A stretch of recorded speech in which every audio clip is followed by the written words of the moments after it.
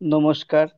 প্রতি রবিবারের মতো আজকের শুভ সন্ধ্যায় সকলকে সুস্বাগতম জানাই। আর এতদিন আমরা উৎসবে আনন্দে মুখরিত ছিলাম, চারিদিকে আলোর রোশনাই, একাত্মতা, মিল প্রভৃতির পরে আজকে যখন আমরা মিলিত হয়েছি, সকলকে জানাতেই হয় বিজয়ের প্রণাম, শুভেচ্ছা ও অভিনন্দন। আমাদের এটাই প্রচেষ্টা, আমাদের এই প্রচেষ্টাকে সাথে নিয়ে আমরা এগিয়েছিলাম। এরকম একটি সাম্প্রদায়িক বিভিন্ন অনুষ্ঠান আমরা এরকম ভাবেই করে থাকি। অ্যাকচুয়ালি ভারতের এটাই পরিচয়, ভারতের এটাই আত্মপরিচিতি। ভারতের এই বৈচিত্র্যের মধ্যে ঐক্যই ভারতকে পৃথিবীতে, সমগ্র পৃথিবীতে একটি নতুন তার রূপ দিয়েছে, নতুন পরিচিতি প্রদান করেছে। এই পরিচিতি নিয়েই আমরা অনন্যতার দাবি রাখি। এই প্রচেষ্টা থেকে আমাদের মনে জাগৃত হয়েছিল, আমাদের মনে আকুতি জেগেছিল যে ভারতকে আরো জানার প্রচেষ্টা। কেননা আমরা যে কোনো যে বিষয়ে আলোচনা করি, প্রত্যেক সপ্তাহে যখন আমরা আলোচনাগুলো করছিলাম, এই আলোচনায় কিন্তু কেন্দ্রীয় বিষয় হিসেবে বা একটা শেষে গিয়ে মিলছিল ইউরোপের সাথে। যখনই আমরা তুলনামূলক আলোচনা করছিলাম, একটা জায়গায় আটকে যাচ্ছিল, সেটা হলো জাতীয়তাবাদের ধারণা। ইউরোপের যেখানে 400 বছর 500 বছর আগে থেকে যখন তারা আহ, জাতীয়তা বোধ বা জাতীয়তাবাদের বিস্তার ঘটাতে সক্ষম হয়েছে, ভারতের জাতীয়তাবাদে আমরা আছি 70 বছর 75 বছর বা তার আশেপাশে একটা সময়কে আমরা কেন্দ্রবিন্দুতে স্থির করি। এই তারতম্যই কিন্তু আমাদেরকে এক নতুন একটা পৃথিবীতে নিয়ে আসে বা নতুন আলোচনার কেন্দ্রবিন্দুতে নিয়ে আসে। সেখান থেকে আমরা যাকে আহ্বান জানিয়েছিলাম, তিনি আমাদের সকলের প্রিয় অধ্যাপক ডক্টর অরূপ ভট্টাচার্য মহাশয়। স্যারকে প্রণাম জানাই।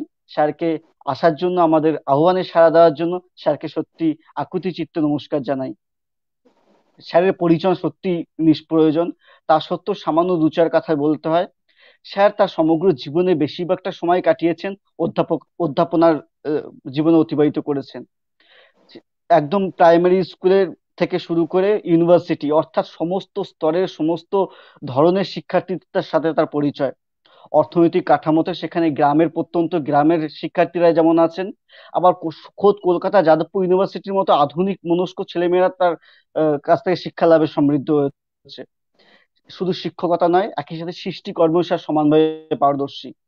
সৃষ্টিকর্মে স্যার বিভিন্ন গ্রন্থে তার অধ্যায় লিখেছেন, নিজে সম্পাদনা করেছেন গ্রন্থ, এবং একই সাথে বিভিন্ন ওয়েবিনার, যা আজকে আমরা করছি এরকম বিভিন্ন ওয়েবিনার স্যার নিজে হাতে তদারকি করেছেন বা আয়োজন করেছেন।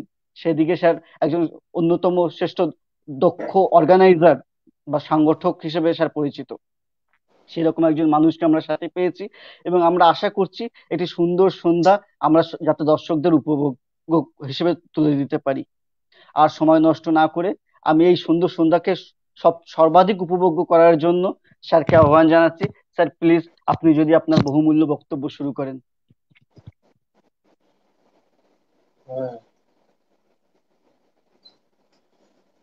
ओम असतो मा सद्गमय तमसो मा ज्योतिर्गमय मृत्युर्मा अमृतम गमय। ओम शांति शांति। हरि ओम तत्सत्। প্রত্যেককে শুভ বিজয়ার সম্ভাষণ জানাই। আজ গৌর গোপাল আমাকে যেভাবে এখানে উপস্থাপন করে তুলেছে, জানি না আমি ততটা যোগ্য কিনা। আর সবচেয়ে যেটা আমাকে প্রলুব্ধ করেছে গৌর গোপালের এই উদ্যোগ। গৌর গোপাল শুধু নয়, গৌর গোপালের সঙ্গে আরো যারা আছে, এই যে নেপথ্যে যারা থেকে সুন্দর কাজ করছে, টেকনোলজিক্যালি জিনিসটাকে চালিয়ে নিয়ে যাচ্ছে, প্রত্যেককে আমার অকুণ্ঠ ভালোবাসা। এবং কোনোভাবে যদি আমি তোমাদের কারোর বা তোমাদের ইন্ডিভিজুয়ালি বা তোমাদের এই প্রতিষ্ঠানে, তোমাদের এই শুভ উদ্যোগে আমি থাকতে পারি, আমার নিজের ভালো লাগবে, নিজেকে গৌরবান্বিত মনে করবো। আমরা তো এই ধরনের একটা প্রোগ্রাম বা এই ধরনের একটা নিঃস্বার্থ প্রচেষ্টা কখনো ভাবিনি।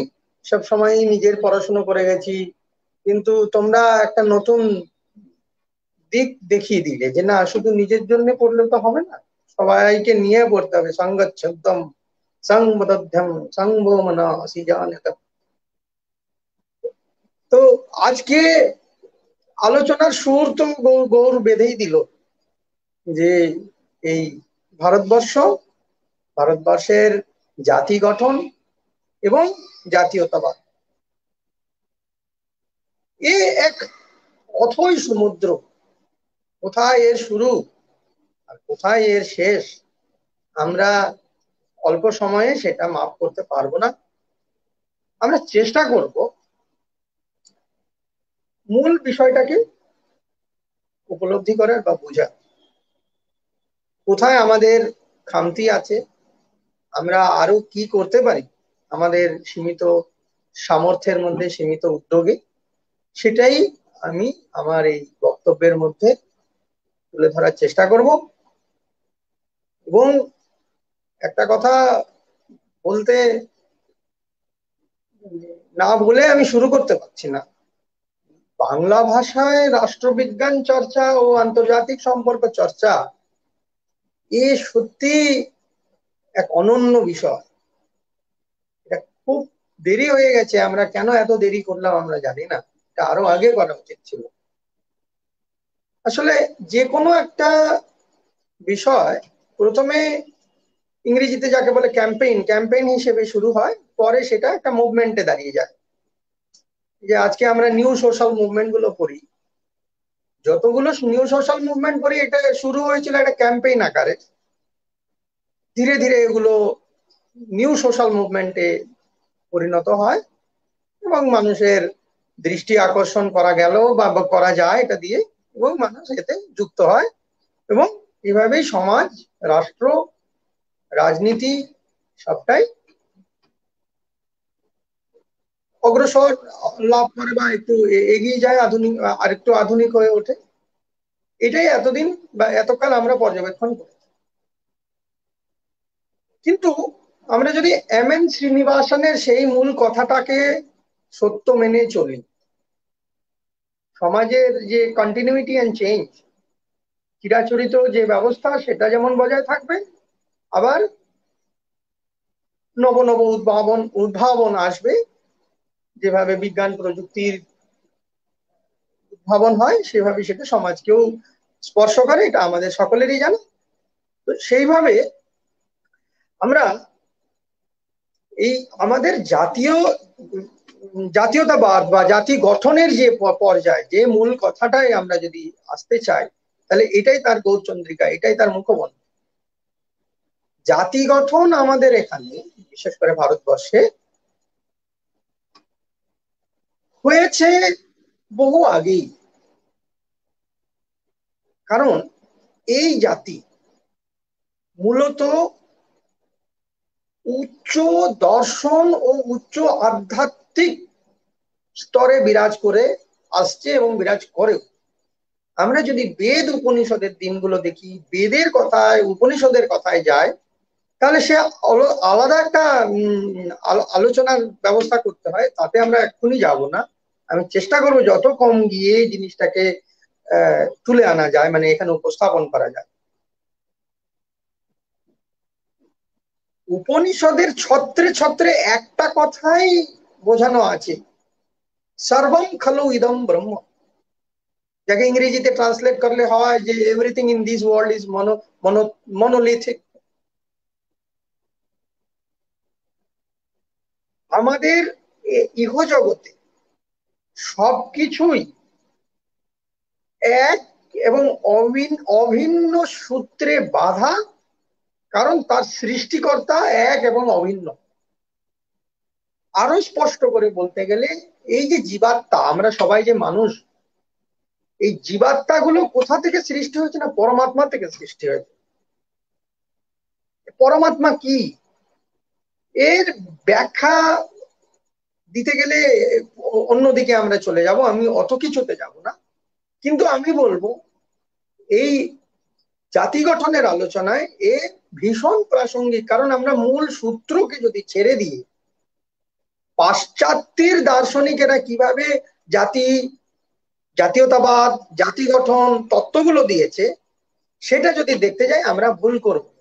কারণ তারা নিজেরাই ভুল করেছেন বলে তারা বিভিন্ন জায়গায় এটা কিন্তু বলেন। বিশেষ করে যখন আমরা কম্পারেটিভ পলিটিক্স, তুলনামূলক রাজনীতি আমরা পড়ি, আমরা দেখেছি যে বিভিন্ন অ্যাপ্রোচ গুলো একটা একটাকে কি করে খণ্ডন করে অন্য নতুন অ্যাপ্রোচ আসছে। কেন আসছে? কারণ ওদের যে অধ্যয়নের যে পর্যায় বা ব্যবস্থা সেখানেই গলত, যেটা আমাদের নেই। কারণ আমাদের শত সহস্র এই প্রাচীন সভ্যতা, এই উপনিষদ যা যুগিয়ে দিয়ে গেছে, আমরা যদি সেইখান থেকে আমরা খোঁজ করার চেষ্টা করি, আমরা কে, আমরা কোথা থেকে এসেছি এবং আমরা কি করতে চাই, আমাদের উদ্দেশ্য লক্ষ্য কি, তাহলে আমরা সবটাই বুঝতে পারবো। না বোঝার কিছু এখানে নেই। কিন্তু মূল সমস্যা দীর্ঘ বহু বছরের বৈদেশিক শাসন। তার ফলে কি হয়েছে, আমরা আমাদের মূল স্রোত থেকে সরে গেছি। আমরা আমাদের মূল সূত্র থেকে সরে গিয়ে আমরা বিভিন্ন জায়গায় খুঁজে বেড়াই যে আমাদের সূত্র কি, আমাদের উদ্দেশ্য কি, আমাদের লক্ষ্য কি, আমরা কোথায় উপনীত হতে চাই। সেজন্য জাতি গঠনের এই অধ্যায়ে আমাদের অবশ্যই পেছনে ফিরে যাওয়া উচিত। কারণ বেদ উপনিষদ একে আমরা উপেক্ষা করতেই পারি, যেহেতু আমাদের ওয়েস্টার্ন কাউন্টার পার্ট যারা, তারা বলেইছেন এগুলো আর্কেইক, এগুলো পুরনো, এগুলোর কোনো মূল্য নেই। তারা তাদের মতো বলে গেছেন ঠিকই, কিন্তু আমরা যদি নিজেরা সেটাকে তুলে এনে দেখতে চাই কি আছে, তাহলেই বুঝবো যে এতেই সবকিছু নিহিত আছে, এতেই সবকিছু নিবদ্ধ আছে। তারা আমাদেরকে আমাদের মূল স্রোত থেকে সরিয়ে দিতে চায়। কারণ আমরা জীবনের মূল সত্যটাকে উপলব্ধি করতে চাই। আমরা পার্থিব বা জাগতিক সুখ ভোগ করার জন্য এই জগতে আসিনি। এটা আমাদের বহু পুরনো একটা প্রথা, আমরা এটাই দেখে এসেছি এবং আমরা নিজেরাও নিজেদের জীবনে এটা করি। তো আমাদের জাতি গঠনের ব্যাপারটা ওদের মতো বা অন্যান্যদের সঙ্গে তুলনা করলে আমরা ভুল করব। তাহলে জাতি গঠন হয়েছে কিভাবে? যখনই এই সূত্র, হ্যাঁ, অদ্বৈত বেদান্তের সূত্র আমরা ধরবো, each soul is potentially divine, Swamiji বলেছেন, ওই অদ্বৈত বেদান্তের সূত্র থেকে বলেছেন প্রত্যেকটা আত্মা, সে জীবাত্মা নয়, সেটা শিবাত্মা। শিব বলে তুমি কাউকে কোথাও খুঁজে পাবে না, তুমি যদি তোমার নিজের বন্ধু, ফেলো ম্যাথস, তা তোমার আশেপাশে যারা আছে তাদের মধ্যে দেখতে না পাও। এত সুন্দর একটা বৈজ্ঞানিক সূত্র দিয়ে যদি জাতি গঠন না হয়, তাহলে আর অন্য কোনো সূত্র আমার জানা নেই। যা আছে তা আমার কাছে, যেগুলো আমরা বিভিন্ন এই এই লেকচারের আগে আমি 10টা অন্তত বই কনসাল্ট করেছি, আমার একটা বই একটু মনে ধরেছে, জানে আমি ওনার ফ্যান বলে হয়তো আমার এটা মনে ধরেছে, বিদ্যুৎ চক্রবর্তীর লেখা বইটি। জাতি গঠনের যে উপাদানগুলো পাশ্চাত্যের দার্শনিকেরা বা চিন্তাবিদেরা বা রাষ্ট্র চিন্তাবিদেরা উপস্থাপন করে গেছেন, সেটাই যে একেবারে সত্য ধরে নিতে হবে তার কোনো মানে নেই। কারণ ওটা অ্যাংলো সেকশন বায়াস, তারা নিজেদের মতো করে ওটা ঠিক করেছেন। কিন্তু আমরা যদি ভারতবর্ষের এই ব্যাপারটাকে দেখতে চাই, তাহলে আমাদেরকে উপনিষদ দেখতেই হবে। যে উপনিষদ বলেছে আমি আমার আত্মার সঙ্গে অন্যান্য আমার আশেপাশে যাদের আমি চিনি তার আত্মার কোনো ভেদ নেই, একই জায়গা থেকে একটা সৃষ্টি হয়েছে। তা আমরা সৃষ্টির মূল সূত্রটাকেই যদি ধরে নিই, তাহলে জাতি গঠনে অসুবিধে কোথায়? কোনো অসুবিধে নেই। এইবার প্রশ্ন উঠবে, তাহলে কি জাতি গঠন হয়ে গেছে, তাহলে কি সব ঠিক আছে, কোনো সমস্যা নেই, তাহলে আর আলোচনার কি দরকার? ডেফিনেটলি সমস্যা আছে। সমস্যাগুলো কোথা থেকে শুরু হচ্ছে? সমস্যাগুলো শুরু হয়েছে যেই এই আধুনিকীকরণ, আমরা সমাজবিদ্যায় বা সোশ্যাল সোশিয়োলজি, পলিটিক্যাল সোশিয়োলজিতে পড়ি মডার্নাইজেশন, এই আধুনিকীকরণ। আধুনিকীকরণের যে জোয়ার সারা পৃথিবী জুড়ে এসেছে, সেটা ভারতবর্ষেও এসেছে। আধুনিকীকরণ নিয়ে এসেছে কি? বিজ্ঞানের নব নব উদ্ভাবন, ট্র্যাডিশনাল সোশ্যাল স্ট্রাকচারটা ভেঙে গেল, একটা নতুন সোশ্যাল স্ট্রাকচার গঠন হলো। সেইখানেই যে প্রাচীন ভারতের ঐতিহ্য ছিল, সেইটাকে নিয়ে ভারতীয়রা আমরা সবাই প্রবেশ করতে পারিনি। কারণ আমাদের মধ্যে তো সেই লড়াকু ভাবটা নেই। আমাদের মন তো সবসময় পড়ে আছে সেই পরলোকে। কারণ আমাদের তো ভারতীয়দের এটাই শেখানো হয়েছে, বা ভারতীয়দের মধ্যে এইটাই নিহিত তাদের চিন্তায়, যে এই পৃথিবী তো অনিত্য, এখানে তো আমরা চিরস্থায়ী নই। আমাদের মূল ভাব কি? Not me but you, what can I do for you, that is the মূল, এটাই হলো মূল আমি ইংরেজিও বলে ফেলছি, আমি মার্জনা চাইছি, এ তো বাংলার পুরো ব্যাপার। হ্যাঁ। আহ, ব্যাপারটা হলো যে আমরা সর্বদাই পরের জন্য নিবেদিত। আমাদের চরিত্রে ত্যাগ এবং তিতিক্ষা রয়েছে, যেটা পাশ্চাত্যে পাওয়া যাবে না। তাই জন্যই পাশ্চাত্যের বহু চিন্তাবিদ ভারতের দিকে ধাবিত হয়। তারা এখানে এসে তাদের যে জ্ঞান পিপাসা সেইটা হয়তো মেটাতে পারে বিভিন্ন মনীষীর দেখানো পথে হেঁটে বা পথ অবলম্বন করে। তাহলে এই আধুনিকতা আমাদেরকে আমাদের মূল স্রোত থেকে সরিয়ে দিল। তার মানে কি হলো, ট্রান্সপ্লান্টেশন অফ আইডিয়া হয়ে গেল। আমাদের যা আইডিয়া ছিল, যে ভাব আদর্শে আমরা চলতাম, তা থেকে আমাদের উৎপাটন করে দিয়ে আমাদের এক নতুন ভোগবাদী বস্তুবাদী ব্যবস্থার মধ্যে ফিট করার চেষ্টা হলো বা লাগিয়ে দেওয়ার চেষ্টা হলো। এবং এর অন্যতম কারণ হচ্ছে এই ঔপনিবেশিকতাবাদ, দীর্ঘ বহু বছরের ঔপনিবেশিক শোষণ। এবং আমরা দেখেছি যে তারা ভীষণ উন্নত, তাদের ন্যায় বিচার ব্যবস্থা, তাদের সামাজিক ব্যবস্থা ভীষণ উন্নত, এবং আমাদের সমাজে নানান রকমের সমস্যাও দেখা দিচ্ছিল। বিশেষ করে মনে পড়ে সতীদাহ প্রথার মতো প্রথাও তো এখানে ছিল, সেটা তো আমরা উপেক্ষা করতে পারি না।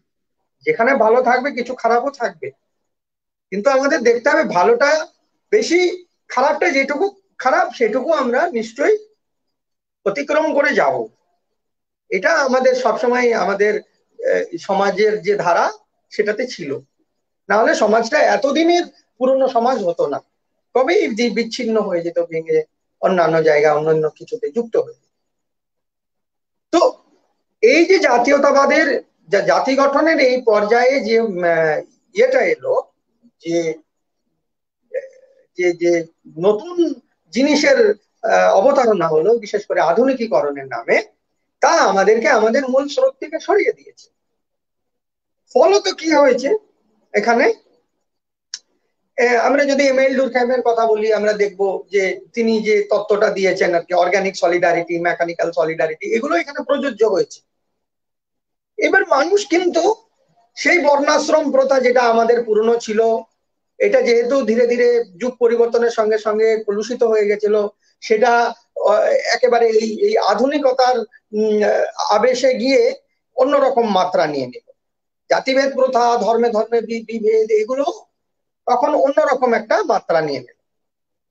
তো এইভাবে জাতি গঠনের যে পর্যায়, সেখানে কিন্তু আবার নতুন করে একটা আঘাত এলো। এবং ফলত এই ব্রিটিশ বা যেটা আমি বলছিলাম অ্যাংলো সেকশন থিঙ্কার্স, তারা বলছেন যে আম, আহ, এইখানে মানে বিশেষ করে ভারতবর্ষে জাতি গঠনের তো কোনো লক্ষণই আমরা দেখছি না, কোনো পর্যায়ে তো এখানে খাটে না। বিশেষ করে আমার মনে পড়ে, আমরা যদি এখন বেনেডিক্ট অ্যান্ডারসনের কথাটা এখানে তুলে আনি, তিনি বলেছেন যে জাতি গঠন হয় একটা একটা ইমাজিন কমিউনিটির মাধ্যমে। কোনো একদল মানুষ বা এক গোষ্ঠীর মানুষ যদি নিজেদেরকে মনে করে যে আমরা এক এবং অভিন্ন, একে অপরের জন্য রয়েছি, আমাদের চিন্তা ভাবনা অন্য, একই রকম, অনন্য, তাহলে কি হয়, একটা জাতি গঠন।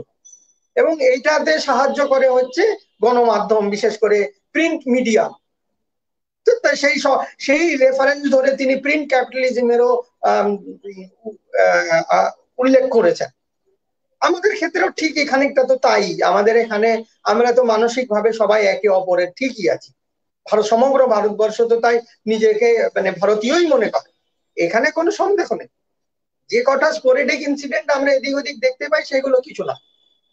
সেটা তো একটা ঘরে আমরা যখন থাকি বা একটা সংসারে যখন আমরা থাকি, আমাদের মধ্যে মতভেদ হয়, মনোভেদ কি হয়, নাহলে আমরা সংসারে থাকবো কি করে।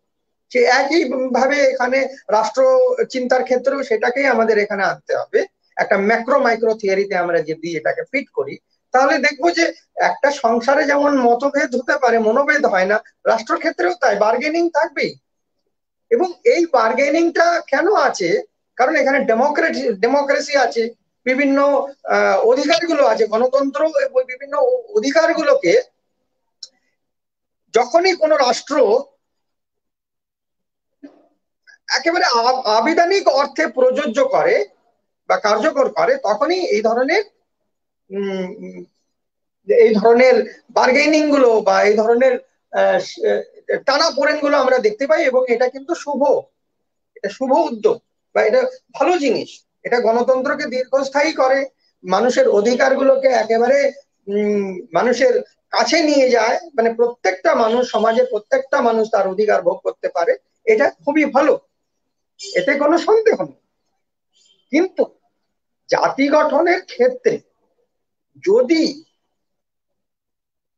ক্ষুদ্র স্বার্থের রাজনীতি ঢোকে, ক্ষুদ্র স্বার্থের রাজনীতি এসে পড়ে, তাহলে সেটা আমাদের কাছে ভীষণ ভয়।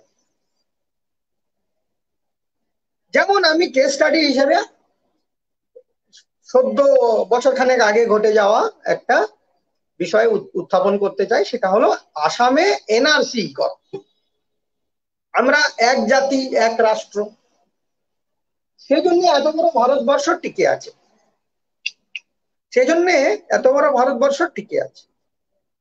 কিন্তু এনআরসির মতো উদ্যোগ নিয়ে আবার নতুন করে নিজেকে ভারতবাসী প্রমাণ করা যে জ্বালা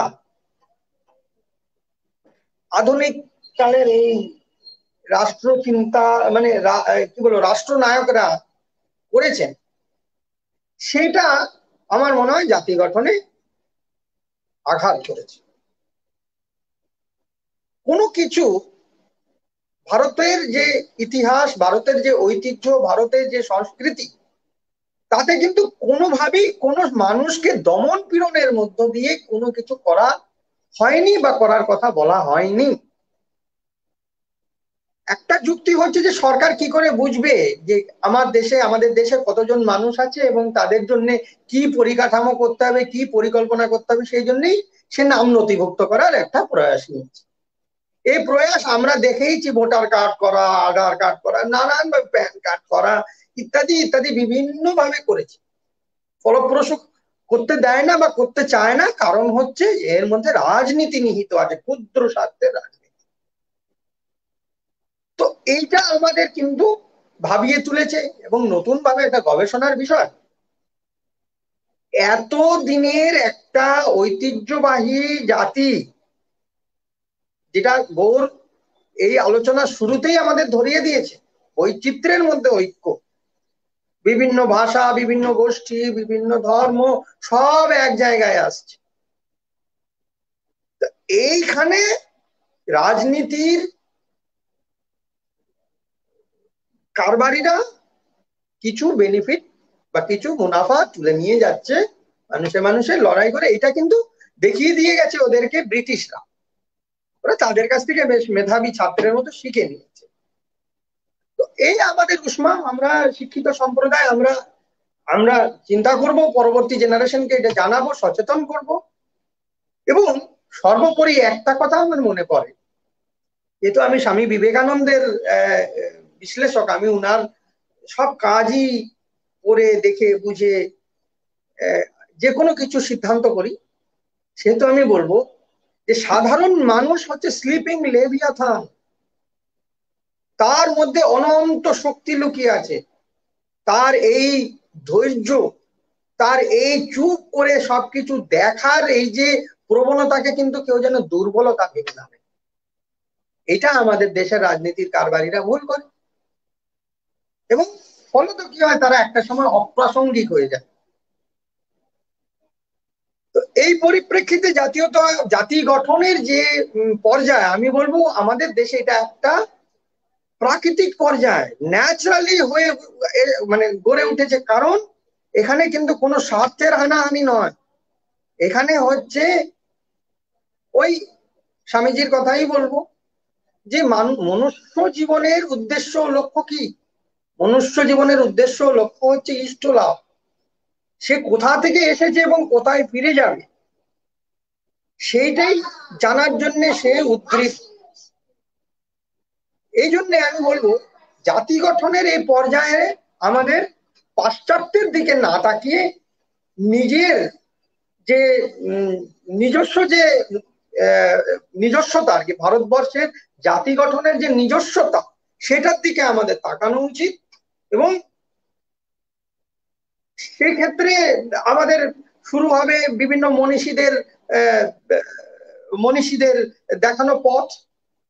যেমন আমরা আমরা বলতেই পারি যে নবজাগরণ, ভারতবর্ষের নবজাগরণের পথিকৃৎ রামমোহনের কথা। তিনি যে সম্মান আদায় করেছিলেন তদানীন্তন সময়ে ব্রিটিশ প্রিভি কাউন্সিলে, সেটা অনন্যতার নজির রাখে। তিনি যেভাবে নারী কল্যাণের জন্য কাজ করেছেন সেই সময়ে, সেটা তদানীন্তন রক্ষণশীল সমাজকে বেগ পেতে হয়েছিল। সতীদাহ প্রথার বিরোধী আইন তিনি প্রণয়ন করতে পেরেছিলেন ব্রিটিশকে দিয়ে। এইগুলো আমাদের দেখতে হবে। আমাদের দেখতে হবে আরো অন্যান্য মনীষীরা কি করেছেন, বিদ্যাসাগর কি করেছেন, রবীন্দ্রনাথ কি করেছেন, স্বামী বিবেকানন্দ কি বলে গেছেন। কারণ স্বামী বিবেকানন্দকে দেখেই নতুন ভারতবর্ষ সম্পর্কে সমগ্র পৃথিবী জেনেছে। কারণ ভারতবর্ষের যে চিত্র সারা পৃথিবীতে ছিল, সেটা কিন্তু খুব ভালো চিত্র ছিল না। তখন তো এই গণমাধ্যমের এত বাহুল্যতা ছিল না, বা এত বেশি সংখ্যক গণমাধ্যমও ছিল না যে মানুষের কাছে অচিরেই সব তথ্য পৌঁছে যাবে। কোনোভাবে ভুল বার্তা গেছিল, কিন্তু ভুল বার্তা যে সেটা নয়, শিকাগো ধর্ম মহাসম্মেলনে সেটা তিনি বুঝিয়ে দিয়ে এসছেন যে আমরা কিন্তু বসুধৈব কুটুম্বকম বলে যে উপনিষদের শ্লোক, সেই ইয়েতে বিশ্বাস করি। সমগ্র পৃথিবীকে আমরা আমাদের অতিথি বলে মনে করি। সমগ্র পৃথিবী জুড়ে যত লোক আছে প্রত্যেকেই আমাদের অতিথি। নতুন করে এখন গ্লোবালাইজেশনের দুয়ো তুলে আমাদের অন্তত মানে আমাদেরকে নতুন কিছু কন্ট্রিবিউট করেনি, বা নতুন কিছু আমাদের চিন্তায় সংযোজন করেছে বলে আমার মনে হয়। এছাড়াও আমি এই এই আলোচনায় জাতি গঠনের যে আলোচনায় আমি যুক্ত করতে চাই, সেটা হচ্ছে যে জাতীয়তাবাদ। আমরা সবসময় কিন্তু জাতীয়তাবাদকে একটা উগ্র জাতীয়তাবাদে যাতে না যায় তার দিকে খেয়াল রেখেছি। সেই জন্যই এখানে নানা জাতি, নানা গোষ্ঠী, নানা ধর্ম সবাই একত্রে আছি, একত্রে কাজ করে চলেছি। এবং rise of alternative world order, এই ইন্ডিয়ার নাম তো আছে। চায়না, ইন্ডিয়া এরাই তো আগামী দিনের পৃথিবীকে চালাবে, এটাই তো রিসার্চাররা বলছেন। তাহলে যদি জাতি গঠন না হয়ে থাকে, বা জাতি গঠনের দোরগোড়ায় ভারত দাঁড়িয়ে আছে, এই কথাগুলো এখন আর চলে না। এটা একটা প্রাকৃতিক উপায়ে মানুষ মানুষের সঙ্গে রয়েছে, মানুষ মানুষের একে অপরের কাজে লাগছে। এই করোনার সময় তো আমরা তার উদাহরণ দেখে নিয়েছি। সুশীল সমাজ যেভাবে এগিয়ে এসেছে এবং একটা মানুষ আরেকটা মানুষের কাজে যেভাবে লেগেছে, সেটাই তো অনন্যতার নজির রাখে। এবং জাতি গঠনের নতুন করে আর কোনো উদাহরণ আমার মনে হয় প্রস্তুত করার দরকার নেই এখানে। তো জাতি গঠনের বিষয়টা কিন্তু ওই নানান রকমের যে বৈশিষ্ট্য পাশ্চাত্যের দার্শনিকেরা তুলে এনেছেন, যে geographical proximity, cultural unity, ল্যাঙ্গুইস্টিক unity, এইগুলো সবকটাই ভারতবর্ষে বিদ্যমান।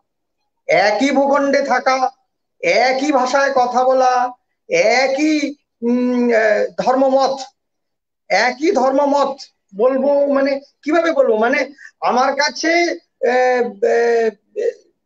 শিব পুজো, দুর্গা পুজো এবং নমাজ পড়া এবং চার্চে যাওয়া সবটাই তো সমান। আমি তো সেই পরমাত্মাকে খুঁজছি, যে পরমাত্মা থেকে এই আত্মার জন্ম হয়েছে। তো এইখানে নতুন করে ধর্মের দোষ দিয়ে আর কোনো কিছু হবে না, হয়নি, তারা সাকসেসফুলও হয় না। তো জাতি গঠনের ক্ষেত্রে যা উপাদান এখানে দরকার, বা বিভিন্ন জায়গায় যে রাষ্ট্র চিন্তাবিদরা বলে গেছেন যে এটা সেটা দরকার, সবকটাই এখানে বিদ্যমান আছে বলে আজকে এই জাতি এত শক্ত, এত মজবুত। ভারতীয় হিসেবে যে কোনো জায়গায় এখন আমরা একটা সম্মানের দাবেদার। আর এটা শুধুমাত্র কোনো একজন ব্যক্তির দ্বারা তো হয়নি, সমগ্র ভারতবাসীর প্রচেষ্টায় হচ্ছে। এবং এখানকার সাকসেস বা এর সাফল্যের পেছনে রয়েছে এই যে বহু বহু জাতি, বহু গোষ্ঠী, এবং বিভিন্ন ধর্মের মানুষ এক জায়গায় হয়ে তাদের সমগ্র শক্তি মিশিয়ে রাষ্ট্র গঠনের কাজে লেগেছে। এই জাতি গঠনের আমার মতে একটা সংক্ষিপ্ত আলোচনা। এবার জাতীয়তাবাদ যদি আসি, আমি সংক্ষেপে বলবো, কারণ আমার অনেকগুলো প্রশ্ন নিতে হবে, আমি শুনতে চাই। আমি আমার মতোই বলে গেলাম, আর আমি কিছু শুনলাম না, তাতে আমার মন ভরে না। আমি জাতীয়তাবাদ প্রসঙ্গে বলবো যে ভারতবর্ষকে ভালোবাসে না এমন কোনো ভারতীয় নেই, হতে পারে না। হ্যাঁ, তাহলে কেন নানান রকমের সমস্যা আমরা চতুর্দিকে দেখতে পাই? নানান রকমের সমস্যা আমরা চতুর্দিকে দেখতে পাই কারণ তারা, যে মেজরিটি যেখানে থাকে, যে সংখ্যাগরিষ্ঠরা যেখানে থাকে, সেখানে সংখ্যালঘিষ্ঠদের অধিকারটাকে দিতে চায় না। এটা নতুন এক পুঁজিবাদী খেলা বলতে পারে।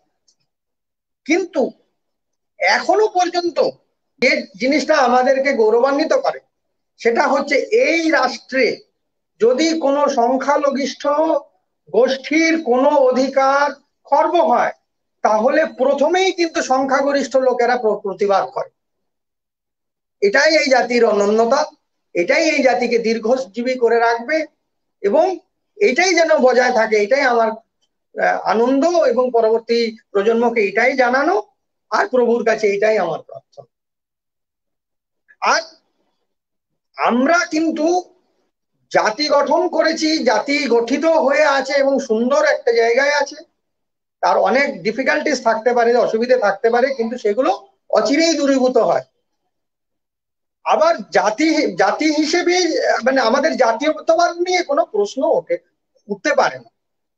যখনই কোনো কিছু জাতীয় স্বার্থে এসে দাঁড়ায়, তখন কিন্তু সবাই দলমত নির্বিশেষে আমরা একত্রিত হই এবং তার মোকাবেলা করি। আর একটা কথা বলে আমি প্রশ্নগুলো নেওয়া শুরু করব, সেটা হলো যে আমরা কিন্তু একটা আন্তর্জাতিক ব্যবস্থায় সবাই বাস করি। এটা এই বৈদ্যুতিন মাধ্যমেরই সুফল। বৈদ্যুতিন বিপ্লবের সুফল কেন বলছি, যে কানেক্টিভিটি বলে যে বস্তুটি, আজকে এই প্যান্ডামিকের সময় আমি ঘরে বসে আমার এই মোবাইল ফোনটি দিয়ে সবার সঙ্গে যুক্ত হতে পেরেছি, মনের কথা বলছি, মনের কথা শুনতে পাচ্ছি। তো এইভাবে সমগ্র বিশ্বে আমরা কিন্তু নিজেদের যা কিছু দেওয়া বিশ্বকে, সেই ডালি নিয়ে পৌঁছতে পারছি। বিশেষ করে আমি বাণিজ্যের কথা বলবো। আমি আন্তর্জাতিক সম্পর্ক বলতে শুধু কিন্তু বাণিজ্যই বুঝি, কারণ সেটাই কার্যকরী একটা জিনিস, যেটা আন্তর্জাতিক সম্পর্ককে বাস্তবায়িত ও জীবন্ত করে রেখেছে। যুদ্ধ বিগ্রহের এই হার্ড পাওয়ার্স এর দিনগুলো শেষ। সফট পাওয়ার মানে খেলাধুলা, সাংস্কৃতিক আদান প্রদান এ তো কচিত কখনো হয়, আর এই প্যান্ডামিকে বন্ধ। তাহলে কি যেটা আন্তর্জাতিক সম্পর্ককে চলমান বা গতিশীল করে রেখেছে, সেটা হচ্ছে এই স্মার্ট বিজনেস। আমরা আজকে এই ডিজিটালি সমগ্র বিশ্বের সঙ্গে যুক্ত হতে পারছি, বিশ্ব বাজারে নিজের পুঁজি খাটাতে পারছি, বিশ্ব বাজারে নিজেদের যা কিছু উপস্থাপন করার আছে সেটা নিয়ে পৌঁছতে পারছি, বা বিশ্ব বাজার থেকে আমাদের যা কিছু নেওয়ার দরকার বা পাওয়ার দরকার আমরা সেটা পেয়ে চলেছি। তো যখনই ইন্টারন্যাশনাল রিলেশনস, ইন্টারন্যাশনাল বিজনেস রিলেশনসে উন্নীত হয়ে গেছে, তখন এই একটা সমগ্র আন্তর্জাতিক ক্ষেত্রেই অন্যরকম একটা সম্পর্কের আবেশ তৈরি হয়েছে। এখানে হয়তো একটা ডেটারেন্স বা ভীতি প্রদর্শনের নানান রকমের আমরা দেখতে পাই, প্রচেষ্টা আমরা দেখতে পাই, কিন্তু ওই সেই মানে একটা পারমাণবিক যুদ্ধের ভীতি কিংবা কোনো আইসিবিএম বা এসএলবিএম এসে কখন কোথায় পড়ে, সেই ভীতি আমাদের মনে হয় খুব একটা ভাবায় না। বরং আমাদের যেটা ভাবায়, আমাদের ইকোনমিক বা মার্কেটটাকে নিয়ে আমরা ভীষণভাবে ভাবি। আমার দেশীয় বাজার ব্যবস্থায় যদি সূচকাঙ্ক নেমে যায়, ইকোনমিক ইন্ডেক্স যদি নেমে যায়, আমাদের প্রত্যেকেরই বুকে একটু ব্যথা লাগে।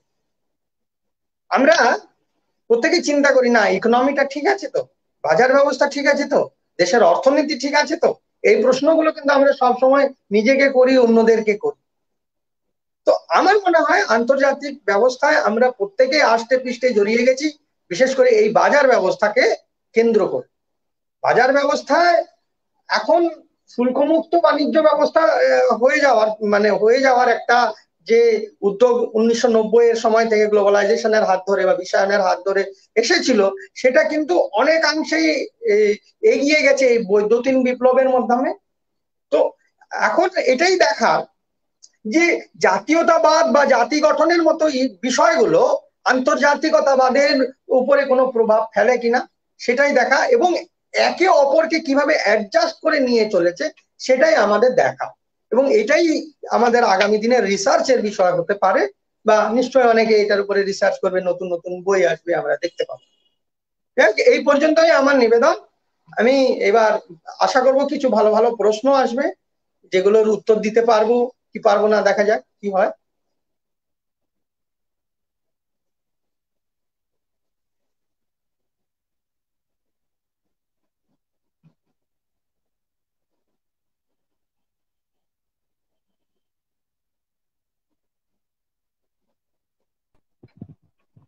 অসংখ্য ধন্যবাদ স্যার, এতক্ষণ খুব সুন্দর মনোজ্ঞ একটি আলোচনা আমাদেরকে উপহার দিলেন। আমরা অবশ্যই প্রশ্ন নেব, আমরা নিজেরাও প্রশ্ন করব এবং আলোচনাকে আরো যাতে কিছুক্ষণ সময় স্যারকে, এই বহুমূল্য সময় স্যারের পেয়েছি, স্যারকে যাতে আরো কিছুটা সময় আমরা আটকে রাখতে পারি নিজেদের মধ্যে, সেই প্রচেষ্টা আমরা নিজেদের মতো সামর্থ্য মতো করে যাব। আমরা একটা প্রশ্ন স্যার দেখতে পাচ্ছি পর্দায়। আমি কি স্যার পড়ে দেবো স্যার? হ্যাঁ হ্যাঁ হ্যাঁ, একটু পরে।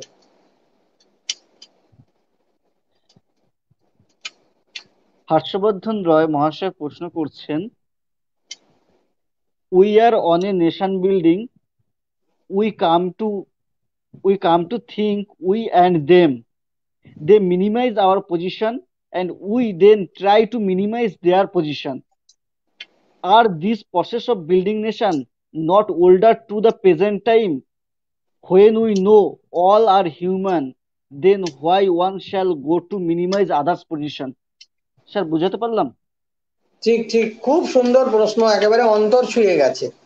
আরো প্রশ্নগুলো নিয়ে নি, আরো তো অনেক প্রশ্ন আসছে মনে হয়। স্যার এটা একটু দিন, ততক্ষণ আরো অনেকে প্রশ্ন করুক এবং আচ্ছা আমাদেরও কিছু আচ্ছা প্রশ্ন আচ্ছা। আছে। হ্যাঁ হ্যাঁ হ্যাঁ, হর্ষবর্ধন মহাশয়কে অনেক ধন্যবাদ। উনি একেবারে আলোচনার মূল জায়গাটাকে উনি স্পর্শ করেছেন।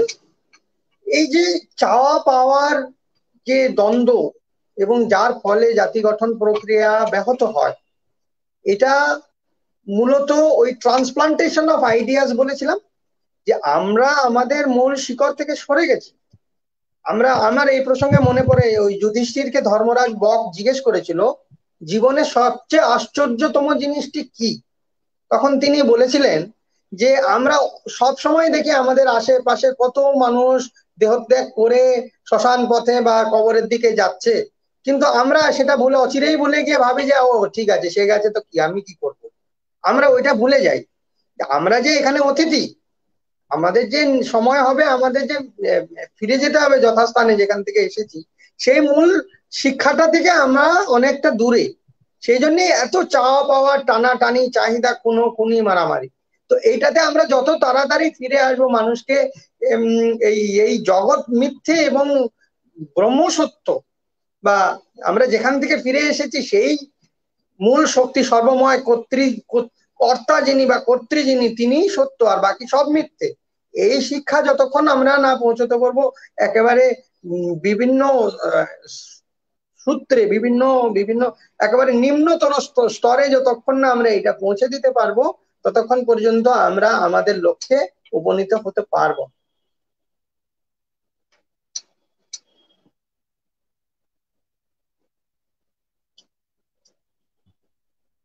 হ্যালো স্যার, হ্যালো হম হম হম, আমি শুনছি।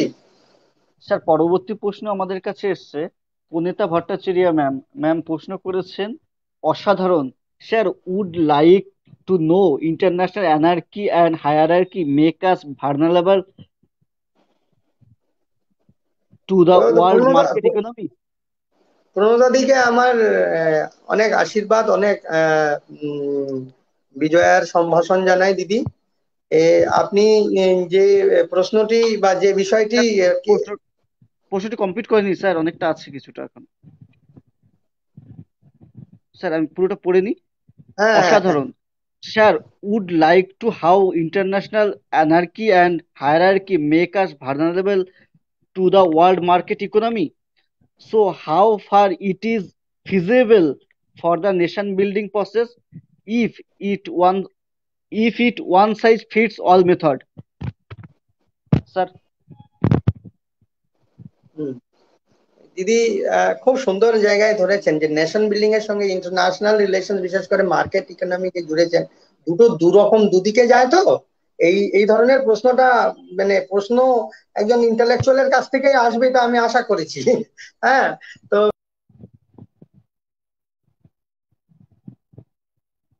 ভারতীয়রা তো এক অনন্য বৈশিষ্ট্যের অধিকারী।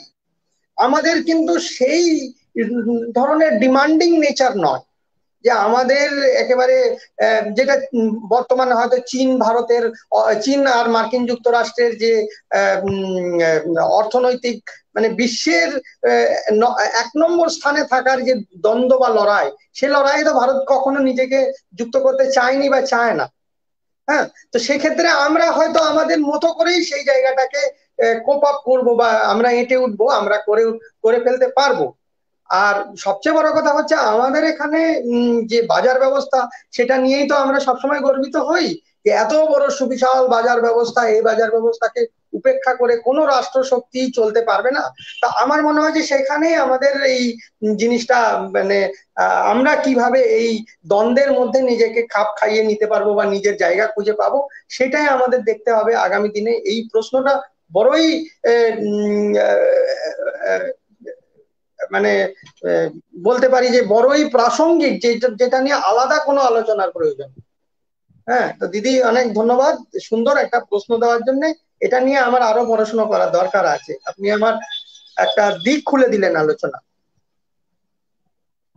অসংখ্য ধন্যবাদ স্যার। আমাদের কিছু জিজ্ঞাসা আছে স্যার, আমরা যদি এবার একটু প্রশ্ন আলোচনা, প্রশ্নোত্তর আলোচনার মধ্যে যাই। স্যার আপনি প্রথমেই আমার আলোচনার একটি দিককে আমি বলেছিলাম যে মানে আমাদের জাতীয়তাবাদ গঠন প্রক্রিয়া শুরু হয়েছে খুব অল্প সময়, কিন্তু আপনি সেটাকে নস্যাৎ করে দিয়ে আপনি বললেন যে আমাদের জাতীয়তাবাদ আলোচনা শুরু হয়েছে অনেক পুরনো, এবং আপনি উপনিষদের আলোচনা নিয়ে এসেছেন, বসুদেব এবং কুটুম্বকম, এই ধরনের বিভিন্ন সনাতনী আমাদের যে চিন্তা ভাবনা সেগুলোকে আপনি আবার পুনরায় স্মরণ করেছেন। সে এই জায়গাটায় আপনি এর তারতম্য রক্ষায় বা তারতম্য রচনায় একটা কথা বললেন যে পশ্চিমী যে আধুনিকতাবাদ, সেখানে আমাদের কি আধুনিকতাবাদের যে একটা আহ, জাল, সেই বুনন সেটা কাজ করেছে, যেটা আমাদের এখানে অনেকটা সনাতনী, যেটা আপনি খুব তুলে ধরেছেন। হ্যালো স্যার, আমার কথা শোনা হ্যাঁ, যাচ্ছে কি? হ্যাঁ, হ্যাঁ, হ্যাঁ, আমি শুনতে পাচ্ছি। কিন্তু স্যার এখানে মানে আমাদের প্রশ্ন এই জায়গাটায় জাগে যে ধরুন এই যে আমাদের সনাতনী চিন্তা ভাবনা, সেই চিন্তা ভাবনা আপনি যে তাত্ত্বিকদের নাম দিয়েছেন, সেখানেও আমরা এই আলোচনায় দেখতে পাই যে এখানে না একটা মতভেদ তৈরি হয়, একই একই গ্রন্থ বা একই মতাদর্শ পড়ে আমাদের মধ্যেই বিভিন্ন ধরনের এই জাতীয়তাবাদকে কেন্দ্র করে একটা বিরূপ মনোভাব দেখা দেয়। যেমন আমি স্যার একটা উদাহরণ দিই। আপনি বলেছেন সতীদাহ প্রথার কথা। একই রকম ভাবে আমরা জানি এই সতীদাহ প্রথার সামান্য কিছু বছর পরে বিধবা বিবাহের একটা বিদ্যাসাগরের উদ্যোগে একটা বিধবা বিবাহের একটা প্রচলন আমরা দেখতে পাই। সেখানে বিদ্যাসাগর তো ছিলেন, ধরুন বিদ্যাসাগর যতই আমরা তাকে সমাজ সংস্কার বলি বা যাই বলি, কিন্তু তিনি তো এই ধর্মগ্রন্থ ঘেঁটেই তো তিনি তথ্য জোগাড় করেছেন এবং একই যুক্তি আকারে পেশ করেছেন মানুষের আদালতে। তো সেখানে তিনি যখন দেখাচ্ছেন যে ভারতীয় সমাজের ভিতরে এই বিধবা বিবাহের প্রচলনগুলো আছে, কিন্তু তার বিপরীতে রাধাকান্ত দেবের আমি একটা খুব সুন্দর একটা পরিসংখ্যান পেয়েছিলাম যে রাধাকান্ত দেব সেখানে দেখাচ্ছেন এই এই ধর্মগ্রন্থ ঘেঁটেই তিনি দেখাচ্ছেন যে না, এটা সম্পূর্ণ হিন্দু শাস্ত্র বিরোধী। এবং সেখানে তিনি জন আদালতে তার ইয়েতে হচ্ছে প্রায় 900-র কাছাকাছি, বিদ্যাসাগর যেখানে 900-র কাছাকাছি ভোট পেয়েছিলেন, সেখানে আহ, রাধাকান্ত দেব বিপুল সংখ্যায় একটা ভোট পেয়েছিলেন, সেটা 4000 বা কিছু। তো এইরকম যে একটা তারতম্য স্যার, আমি যদি, অর্থাৎ আমার প্রশ্নটা এখানে খুব ক্লিয়ার যে যদি আমি এই আমাদের সনাতনী ব্যবস্থাগুলোকে, সনাতনী মতাদর্শগুলোকে মেনে চলি, তো এখানে একই সাথে এখানে যে মানদণ্ড নির্ধারণের কি কোনো সংকোচন আছে স্যার? যেটা আমরা ইংরেজিতে অনেকটা স্পষ্ট রূপে দেখতে পাই যে ওখানে একটা মানদণ্ড রয়েছে, যে ইংরেজি শিক্ষা, ইংরেজি ভাবাদর্শ এবং উম, যে মতাদর্শগুলো আমরা দেখতে পাই ওখানে খুব স্পষ্ট। এখানে কি তার একটা আহ কি বলবো, সংকুলন বা একটা যে উভয় দিক হতে পারে, এমন কি কোনো ব্যাপার আছে স্যার? বাহ, মানে ওর এই প্রশ্নটা বা এই যে পুরো ব্যাপারটা যেটা তুমি তুলে আনলে, এটা যে কত প্রাসঙ্গিক এবং ভালো লাগছে প্রশ্নটা। আহ, মানে আমাকে ভাবিয়েছে। তো আমার আলোচনার সূত্র ধরে আমি বলি যে আমাদের মানুষ যারা, যাদেরকে নিয়ে আমাদের এই জাতীয়তাবাদ গঠনের সব প্রচেষ্টা যত কিছু, এই মানুষগুলোকে আগে বুঝতে হবে এরা কিন্তু প্রত্যেকে মুক্ত মনা মানুষ। এদেরকে কোনোভাবে কোনো কিছুর কোনো জালে আবদ্ধ করা যাবে না, কোনো নিয়মে ফেলা যাবে না। এরা একেবারেই প্রকৃতির নিয়মে চলে। এবং আমি যে উপনিষদের কথাগুলো বলছিলাম, এই উপনিষদের প্রত্যেকটা শ্লোক, প্রত্যেকটা সূত্রই কিন্তু এই প্রকৃতির নিয়ম ও বিজ্ঞানকে আশ্রয় করে গড়ে উঠেছে। তার বাইরে কিছু নেই। তার বাইরে যদি থাকতো তাহলে সেটা মানুষ অচিরেই ওটাকে প্রত্যাখ্যান করে সে তার নিজের ছন্দে চলত। এটা আমাদের এখানে হয়ে এসেছে। তো পাশ্চাত্যের যে মানে মানদণ্ড, বিভিন্ন ক্ষেত্রে সবকিছু বেঁধে দেওয়ার প্রয়াস, এইটা কিন্তু বিপজ্জনক। তো সেক্ষেত্রে বলবো যে পাশ্চাত্যে নানান রকমের সমস্যা আছে, কিন্তু সেই সমস্যাগুলোকে তারা নানান ভাবে ট্যাকেল করে। কারণ ওদের আরেকটা জিনিস যেটা আছে সেটা হচ্ছে যে বৈভব জ্ঞান, বিজ্ঞানের, আধুনিক জ্ঞান বিজ্ঞানের বা যুক্তি দিয়ে সবকিছুকে মেনে নিয়ে, বুঝে নিয়ে, অ্যাডজাস্ট করে নিয়ে চলার ক্ষমতা, যেটা আমাদের এখানে আছে। খুব পরে হয়েছে এটা আমি বলতে পারি। স্বামীজি এনেছেন। স্বামীজি বলেছেন যে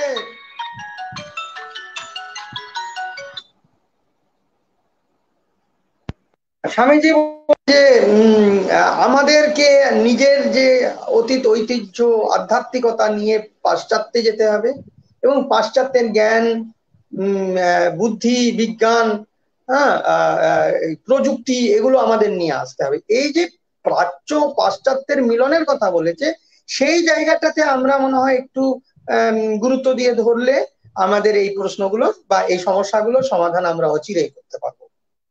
হ্যাঁ।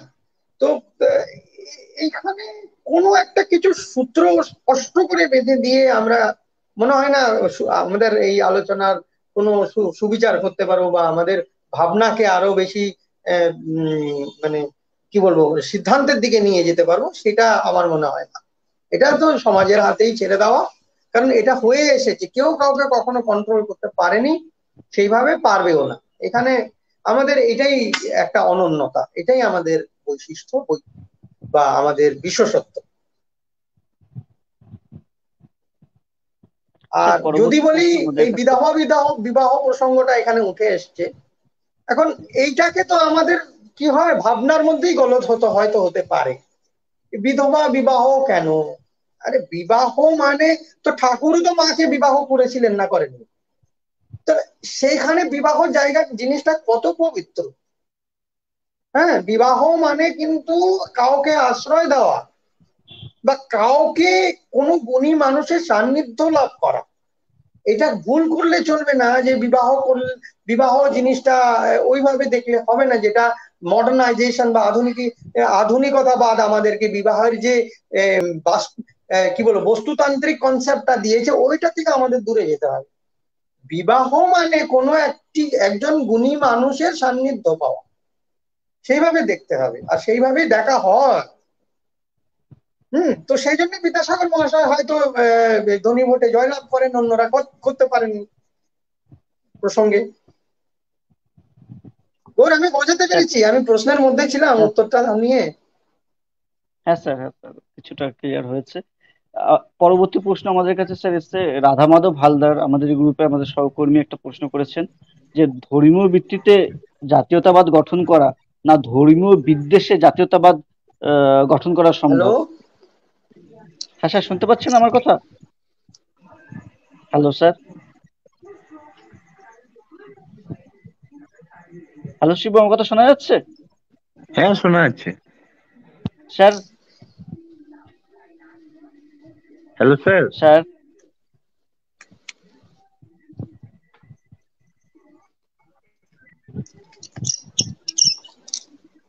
Hello sir. স্যার, আমার কথা শোনা যাচ্ছে? স্যার। স্যার। আমি না কিছু শুনতে পাচ্ছি না গো। স্যার। আমি স্যার, আপনি একবার কেটে তাহলে বেরিয়ে আসবেন, তারপর আবার জয়েন করবেন। Hello sir. Hello.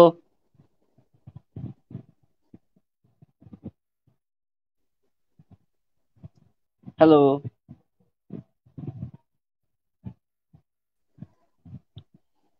Hello sir, শুনতে পাচ্ছেন? ইন্টারনেটের সমস্যা, মেঘলা ওয়েদারের জন্য তো আমি কিছুই শুনতে পাচ্ছি না। Hello sir. হ্যালো গো, শোনা হ্যাঁ যায়? স্যার, আমি আমি আমি শুনতে পাচ্ছি। আপনি? স্যার। আমি এসেছি। Hello, hello. Hello sir. Hello. Hello sir, আপনার শিব, হেডফোনটা একটু ইউজ করবেন স্যার। অ্যাকচুয়ালি আমার মনে হয় শিবু, মাঝখানে স্যারের একটা ফোন এলো না, ওইটা মনে হয় ডিস্টার্ব, কিছু একটা সিস্টেম চেঞ্জ হয়ে গেছে মনে হয়, নাকি? আচ্ছা। হুম হুম হুম স্যার, স্যারকে আরেকবার ব্যাক করে আরেকবার ইন করতে হবে। তা তুমি করো না, ওটা তো আমি করতে পারবো না তো। স্যারকে একটু নিজেকেই করতে ফোনটা হবে। দাও তো, গোরকে একটা ফোন করবো। আচ্ছা। আচ্ছা, আমি আমি ফোন করছি, হ্যাঁ। তুমি একটু থাকো শিবু, লাইভে থাকো।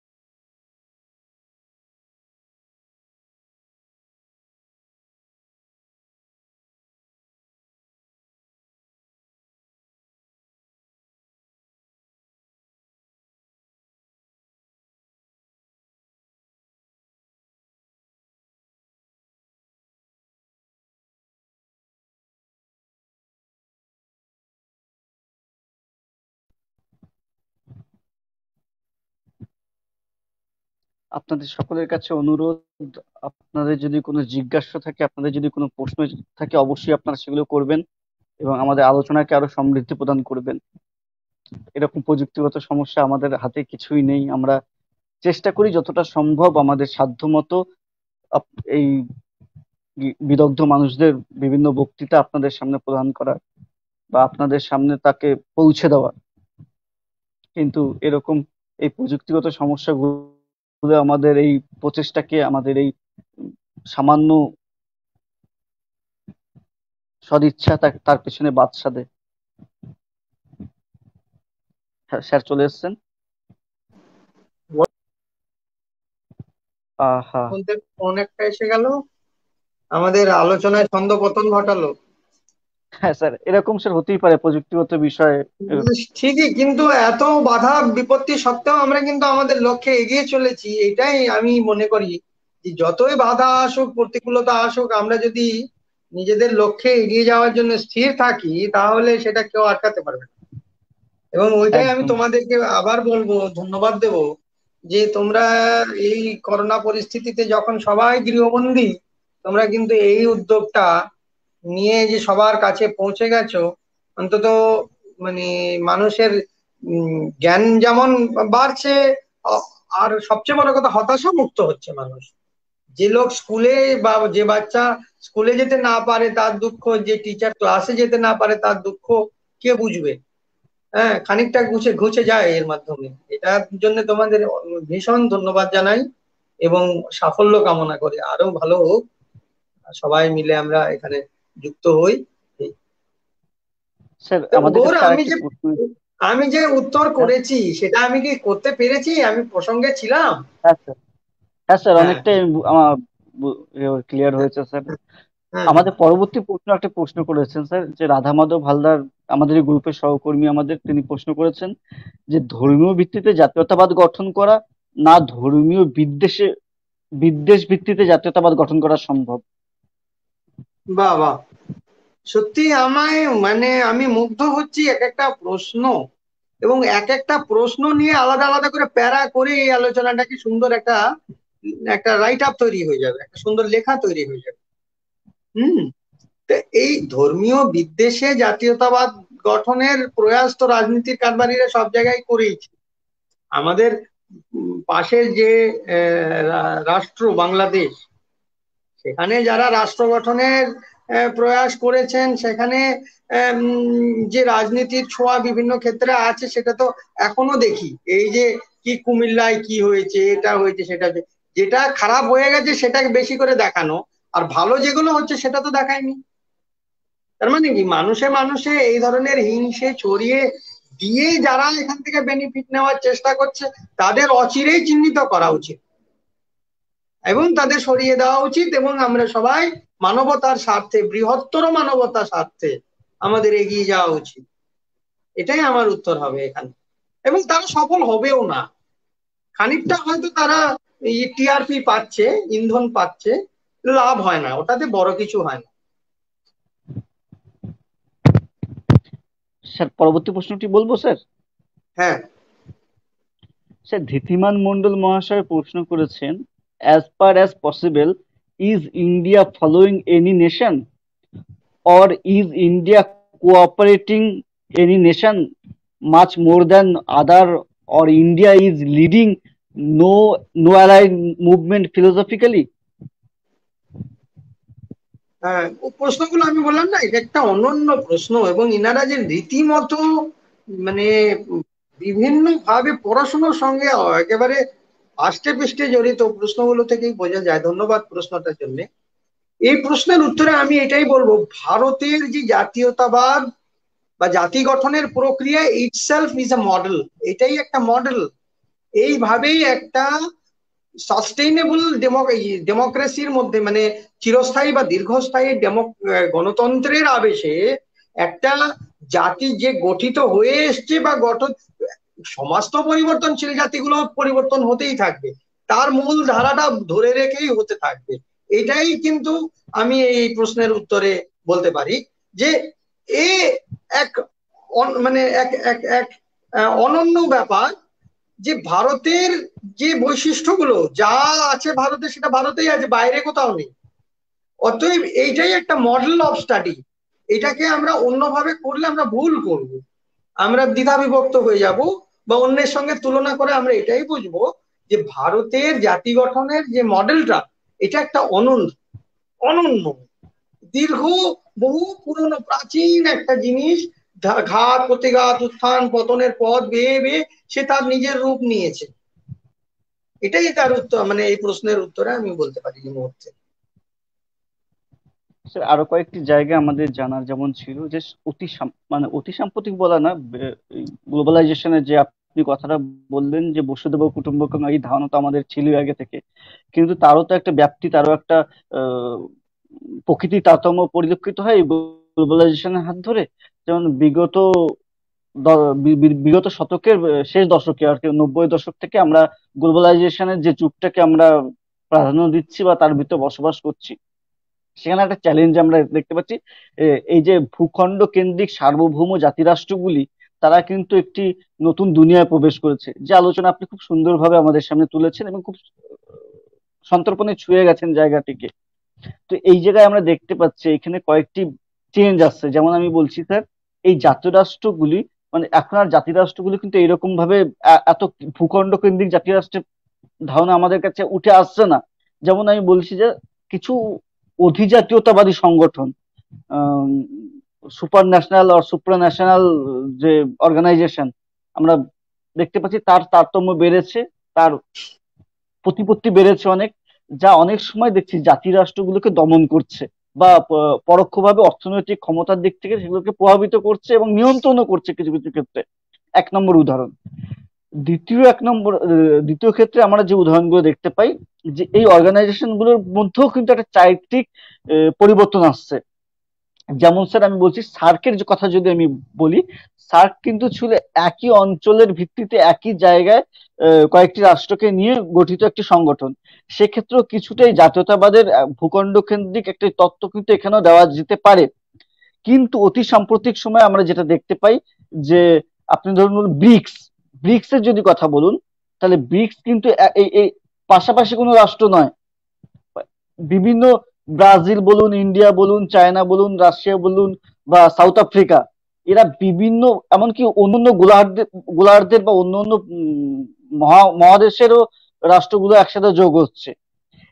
এই যে কনসেপ্ট গুলো আমাদের সামনে উঠে আসছে, এখানে কি বলা যায় যে জাতিরাষ্ট্র সত্যি চ্যালেঞ্জের মুখে? জাতিরাষ্ট্র তার ওই সাবেকি ধারণা থেকে নিজেকে বেরিয়ে আসতে হবে, ক্রোশ পরিবর্তন করতে হবে, এটা কি স্যার একটা সুস্পষ্ট বার্তা কি স্যার? আসলে সংকেত কি, একটু যদি আলোচনা করেন। বাহ বাহ, খুব সুন্দর।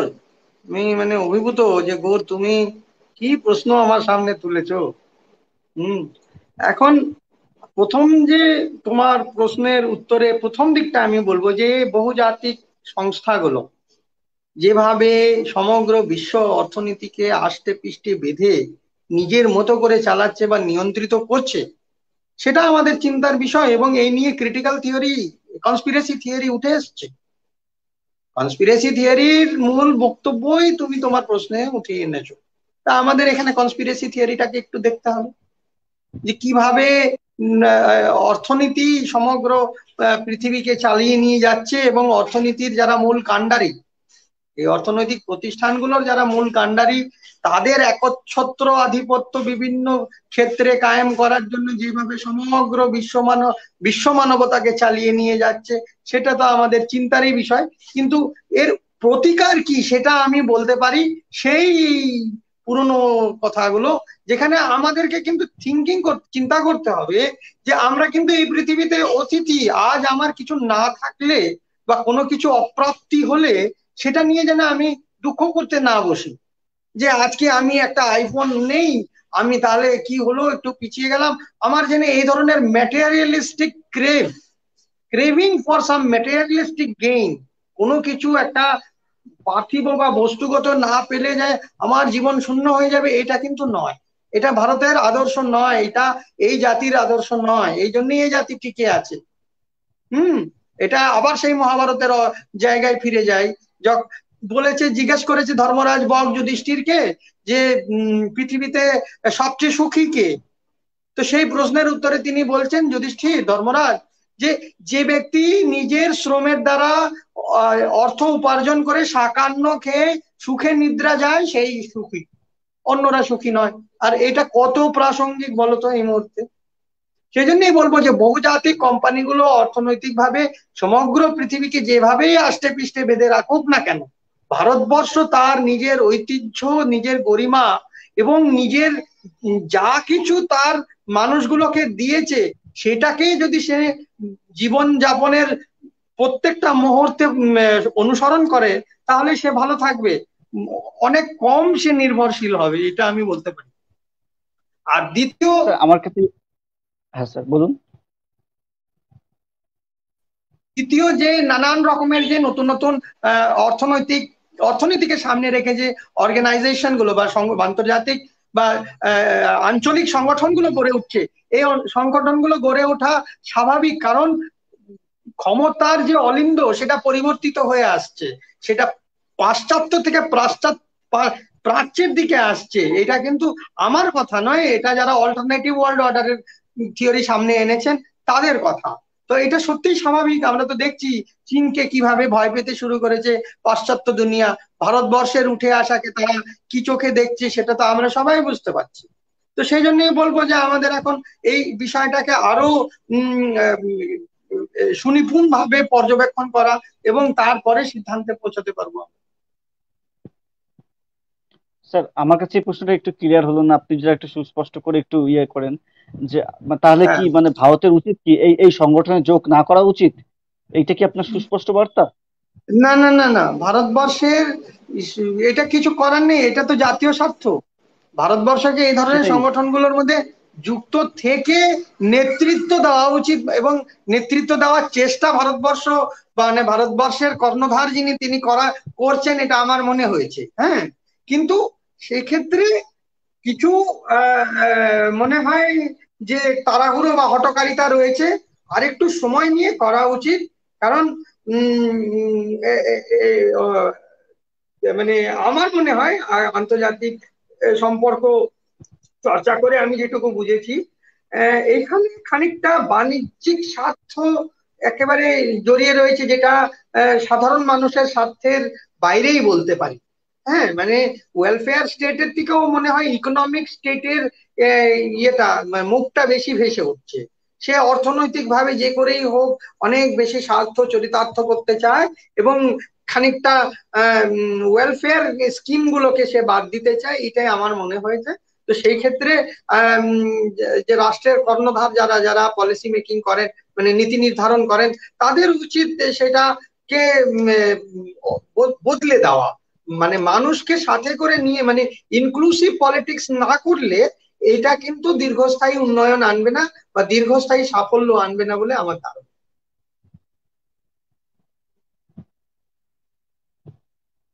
স্যার আমাদের কাছে আরেকটা প্রশ্ন আমরা পর্দায় দেখতে পাচ্ছি, আমি যদি আপনার অনুমতি পাই সেটা আবার হ্যাঁ হ্যাঁ, বলে দিতে নিশ্চয়ই পারি। নিশ্চয়ই, আমার খুব ভালো লাগছে। স্যার গিয়াসউদ্দিন মোল্লা মহাশয় প্রশ্ন করছেন, আপনার কাছ থেকে জানতে চাইছেন, sir my question is that day by day our government institutions are being privatized. There are some ways or solution to get out of it. ঠিক, একেবারে পার্টিনেন্ট কোশ্চেন, একদম মূল জায়গায় হাত দিয়েছেন উনি। ধন্যবাদ উনাকে। এই যে যে প্রাইভেটাইজেশন, বিশেষ করে ইনস্টিটিউশন গুলোকে সে নষ্ট করে দেওয়া, এটা কি? এটা একটা ওই ইনক্লুসিভ পলিটিক্স না করা, নিজের স্বার্থ কায়েম করে রাষ্ট্রকে ব্যবহার করে চলার যে যে যে ঔদ্ধত্য, এর ফল খুব খারাপ হবে। এর ফল খুব খারাপ হবে। এবং আমি বলতে পারি ওই জন্যেই, আমি এইবার একটু রাজনৈতিক কথা বলতে বাধ্য হব, ওই জন্যেই কিন্তু বাংলায়, পশ্চিমবঙ্গে যে রাজনৈতিক দল অনেক সম্ভাবনা করে, হ্যাঁ ঘটা করে সব খেলা খেলেছিল, তারা আর নিশ্চিহ্ন হয়ে গেছে, তারা নেই। কেন? তারা ওয়েলফেয়ার স্কিম নিয়ে মানুষের কাছে আসতে পারেননি। যিনি এই রাজ্যের ভাগডোর সামলাচ্ছেন, আর যাই হোক না হোক, তার যে মানবদরদী প্রকল্পগুলো, সেগুলো তো বিশ্বজনীন ভাবে খ্যাত। সেটাকে তো বুঝতেই হবে। আমার তো আসল মানুষগুলো, দেশের রাষ্ট্রের রাজ্যের মানুষগুলো, আমি যদি বলি যে না আমার অর্থনৈতিক ক্ষেত্রে একেবারে চীনকেও টপকে যেতে হবে, মার্কিন যুক্তরাষ্ট্রকেও টপকে যেতে হবে, মানুষের যা খুশি হোক, এটা তো স্বামীজি শেখায়নি, এটা আমাদের জাতি গঠনের ইয়েতে ছিল না, জাতি গঠনের সূত্রে ছিল না। তো ইনারা যেটা করছেন তার উত্তর ইনারা নির্দিষ্ট সময় পেয়েই যাবেন এবং পেতে চলেছেন। এইভাবে হয় না তো। উনি তো খুব সুন্দর প্রশ্ন তুলেছেন যে ইনস্টিটিউশন গুলোকে ধ্বংস করার মানে গণতন্ত্রের কণ্ঠ রোধ করা। আর গণতন্ত্রের কণ্ঠ রোধ করলে কি হয়? অগণতন্ত্র এসে ধরে। আর অগণতন্ত্রের আয়ু খুব স্বল্প, একদম অল্প, অচিরেই তারা ফুরিয়ে যাবে। স্যার আপাতত পর্দায় আমি প্রশ্ন দেখতে পাচ্ছি না, কিন্তু আপনার আলোচনা এত সুন্দর মনোজ্ঞ ছিল এবং সেটা শুনতে গিয়ে কয়েকটি জায়গায় আমার একটু যদি ক্লিয়ার করতে না ভালো হতো। যেমন আপনি একটা জায়গায় বলেছেন যে এই যে ধর্ম, পাশ্চাত্য জাতীয়তাবাদের কনসেপ্টের ভিতর এই যে ধর্ম, ভাষা, জাতপাত, এগুলো ভারতে তো এর ঐক্য বিধানে কোনো ইয়ে নেই, আপনি বলেছিলেন বাধা নেই, এরকম একটি কমেন্ট আপনি করে বোঝাতে চেয়েছেন যে ভারতেও তা আছে। কিন্তু পরক্ষণে আমরা যদি দেখি ভারতে জাতীয়তাবাদ গঠনের কিন্তু প্রতিবন্ধকতা সৃষ্টি হচ্ছে এইরকমই কিছু মানে বিষয়। যেমন যখনই হিন্দিকে একটি জাতীয় ভাষা হিসেবে তুলে ধরতে চাইছে, আমরাই কিন্তু তার বিরোধিতা করছি, এবং সেটা উচিত বটে, আমার আমার ব্যক্তিগত মতামত। এবং একই রকম ভাবে যখন একটি ধর্মকে প্রাধান্য দিতে যাচ্ছে, সব মানে পুরো দেশকে একটি ধর্মের বানানোর চেষ্টা চলছে, তখন আপনি বললেন, আপনার আলোচনায় এসছে খুব সুন্দরভাবে, যে এনআরসি করা চলবে না, এটা খারাপ। আহ, আবার যদি আপনি জাতপাতের ভিত্তিতে দেখেন, তখন সেটাও কাম্য নয়, তার সেটা আমাদের সংবিধানেই আমাদের তার প্রভিশনস রয়েছে। তাহলে এটা সম্ভব কিভাবে স্যার? একটু কি এই জায়গাটা খোলসা করবেন? হ্যাঁ, আসলে ব্যাপারটা হলো যে উম, মানে আমি না এই প্রশ্নগুলো সত্যি সত্যি আমাকে ভীষণ ভাবে ভাবাচ্ছে। কারণ আমি আমার সম্পূর্ণ বক্তব্য কিন্তু একেবারে আমার ভেতর থেকে বলছি আর কি। মানে আমি নিজে যা উপলব্ধি। হ্যালো গৌর, আমাকে শোনা যাচ্ছে? হ্যালো স্যার, আমি শুনতে পাচ্ছি। আচ্ছা আচ্ছা, এই ফোন ঢুকে গেল তো আসলে। হুম, এটা আমার ঠিক অন্য আছে, ফোনে করা উচিত ছিল বা ল্যাপটপে করলে ভালো হতো। হ্যাঁ, এই প্রশ্ন ঠিক আছে স্যার, থেকেও বলুন। সরে গেলাম। আরেকবার একটু সংক্ষেপে স্যার, আপনি আপনার আলোচনায় খুব সুন্দরভাবে বলেছিলেন যে পাশ্চাত্যের যে, হ্যালো, হ্যাঁ স্যার, স্যার আমার কথা শোনা যাচ্ছে? হ্যালো? শুনতে পাচ্ছি না গৌর। ওই একই আরেকবার একটু সমস্যা স্যার। সংক্ষেপে স্যার প্রশ্নটা বলো না ভাই। স্যার বেরিয়ে যান, বেরিয়ে গিয়ে আবার ঢুকুন sir. Sir hello sir, hello, hello sir.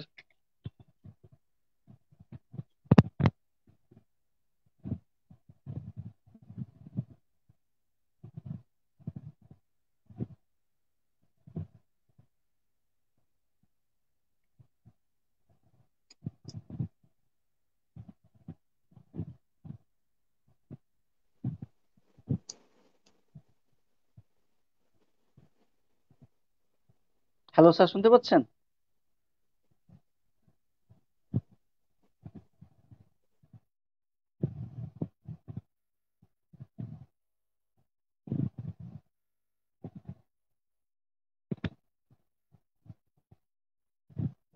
প্রযুক্তিগত সমস্যা, সত্যি আমাদের কিছু করার নেই, কিন্তু তো চেষ্টা আমাদের থাকে, চেষ্টা আমাদের করতেই হয়। না হলে প্রথমেই মরার আগে কেন মরবো, হারার আগে কেন হেরে যাব।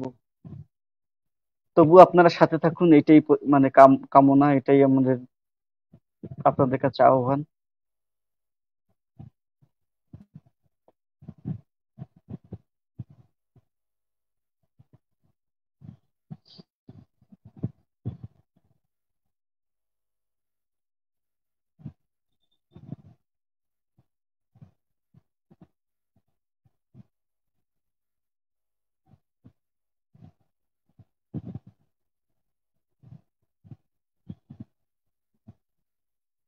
হ্যালো স্যার, এবার শুনতে পাচ্ছেন? হ্যাঁ, আর বলো না, এত ফোন আসছে। হ্যাঁ বলো। স্যার মানে ওই যে জায়গাটা মানে প্রশ্নটা আমি আপনার হারিয়ে আলোচনা ফেলেছি। থেকে, হ্যাঁ বুঝতে পেরেছি স্যার।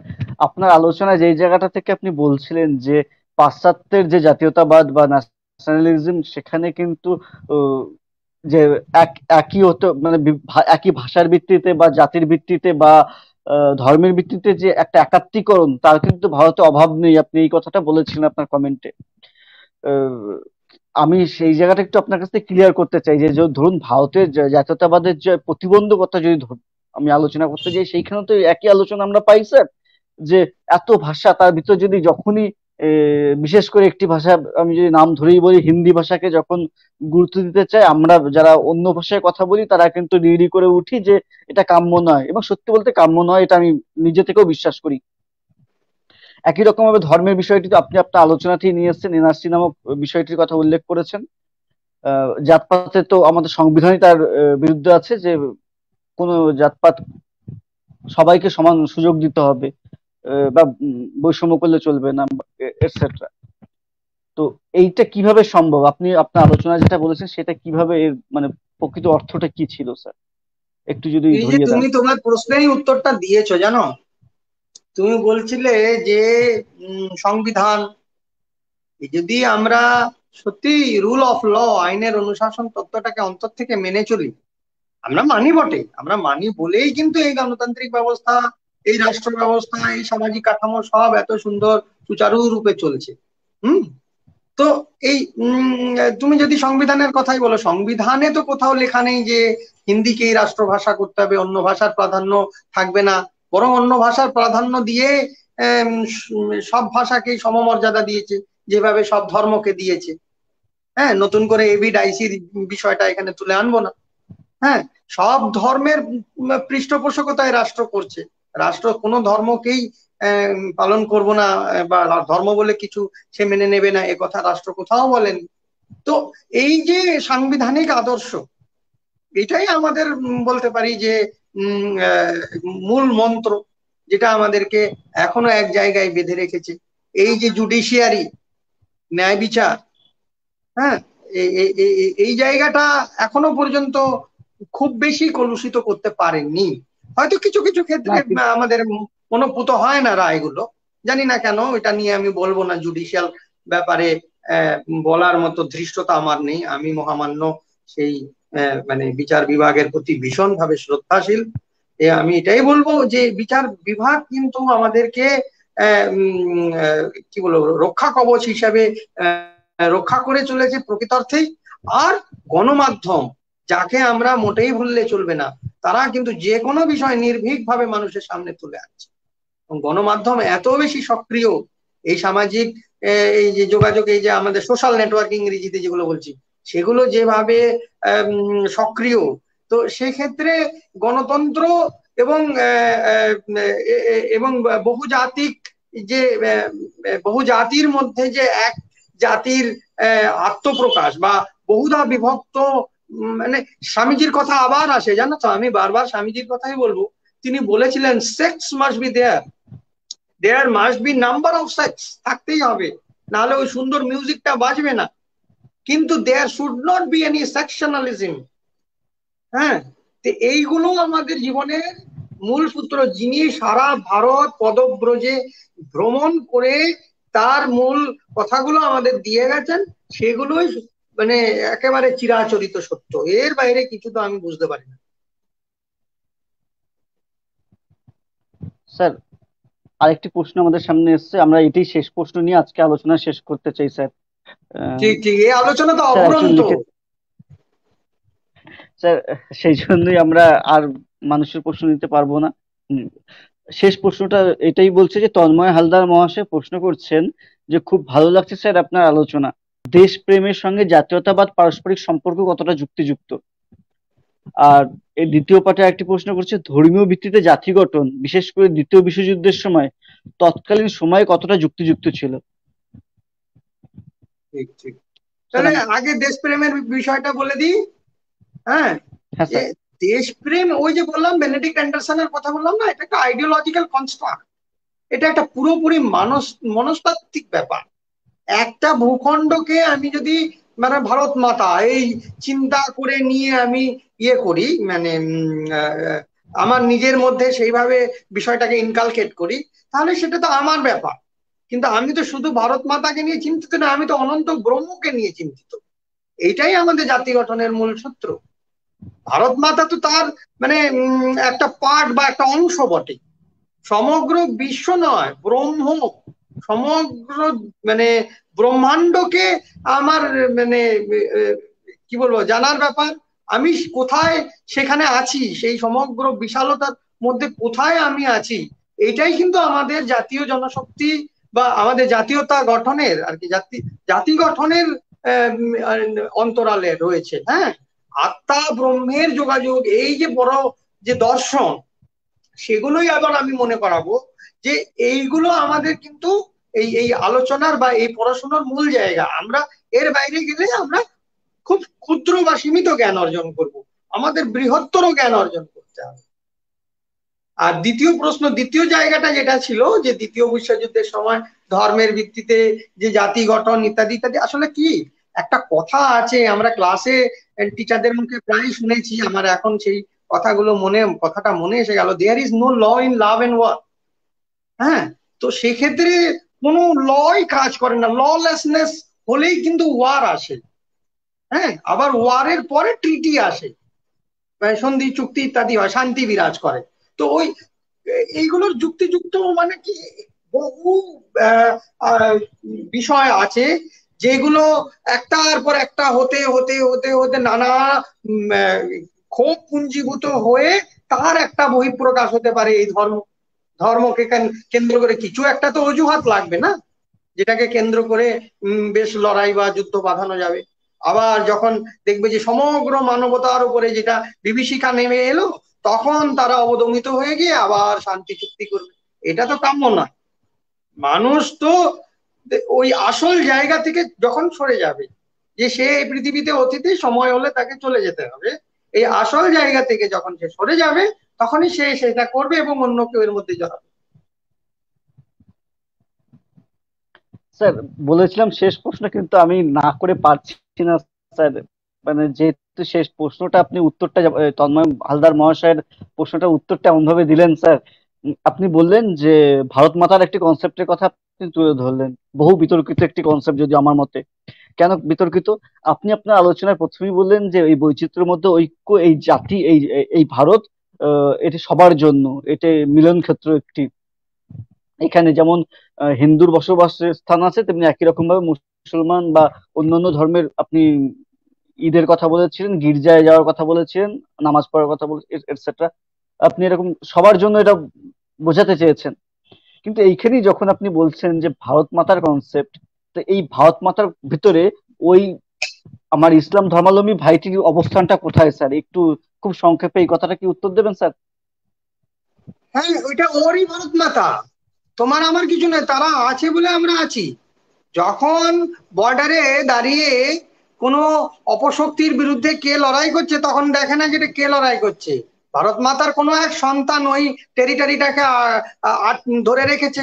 বা বিজ্ঞানের জগতেই বলো না কেন, কালাম সাহেবের কথা, তিনি যদি না স্যার, হতেন আমাদের বিজ্ঞানের জায়গাটা কোথায় তলিয়ে যেত। হ্যাঁ, স্যার তো সরি স্যার, স্যার ওইভাবে ইন্টারাপ্ট দেখলে করছি হবে স্যার। না। হ্যালো স্যার, আমি আমার হ্যাঁ, প্রশ্নটা একটু ক্লিয়ার করার দরকার ছিল। মানে আমি বলতে চাইছিলাম যে এই ভারত মাতার কনসেপ্ট, এই কনসেপ্টটা আমরা কখন পাই? যখন পরাধীন ভারতে ভারতকে একত্রিত করতে অরবিন্দ ঘোষ যখন একটি ওই চতুর্হস্তবিহীন একটি মূর্তি অঙ্কন করলেন, দেবী আমরা বলি, সেইখান থেকে তো আমরা ভারত মাতার কনসেপ্টটা আমাদের কাছে উঠে আসে। এবং ঠিক সেখানে ঠিক। কিন্তু আমাদের যে দেশমাতৃকার যে একটি সরি, দেশের যে একটি বিমূর্ত কনসেপ্ট এবং রাষ্ট্রের যে বিমূর্ত কনসেপ্ট, সেখান থেকে কিন্তু একটি দেশকে মূর্তিমান করা হলো, একটা অবয়ব তৈরি করা হলো। কিন্তু অন্যদিকে যদি আমরা দেখি যে ইসলাম ধর্মের বিষয়টি যদি দেখি, তারা কিন্তু এইরকম মূর্তি বা অবয়বে বিশ্বাস করে না। এবং বিশ্বাস করে না।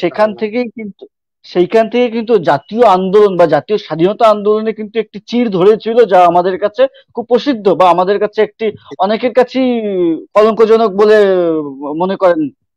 তো সেই পার্সপেক্টিভে আমি যদি বলি স্যার, যে আপনার যে এই আলোচনায় কোথায় সেই নামাজ পড়ার প্রসঙ্গটা কিভাবে এখানে ইনক্লুড করবেন, আমি এইখান থেকে বলতে চেয়েছিলাম স্যার। হ্যাঁ হ্যাঁ, প্লিজ। আসলে আসলে ব্যাপারটা হচ্ছে প্রত্যেকেরই লক্ষ্য আর উদ্দেশ্য একই ছিল, যে দেশমাতৃকাকে স্বাধীন করব।